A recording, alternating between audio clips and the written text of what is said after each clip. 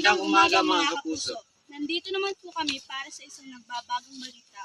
Di umano magkumare na aktuhan sa CCTV na nag-aaway sa barangay walang pera. Reporting on live, Miss Laguerta. Magandang araw mga kapuso. Nandito ako ngayon sa barangay walang pera upang kumpirmahin kung ano ang tunay nangyayari. Ayon sa may-ari ng tindahan kung saan nag-alitan ang magkumare. Ang pagkakaalam ko lang po ay pinagkakalat ng aking kumare na baon sa utang ng babaeng sumulid. Hindi ko po alam nangyari. Sinugod na lang po ng isang babae yung dalawang nagmamatlisan sa tindahan.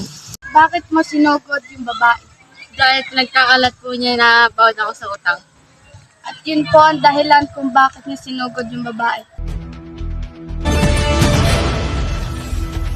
Magandang gabi. Ako nga pala si Mr. Roberto. Ayon sa weather forecast, makakaranas ang looban ng malakas na pagulan. Sa LNHS naman ay makakaranas ng mainit na panahon. Pagdating naman sa kalawag, makakaranas ng maulap na panahon. Panglaw ay malamig na.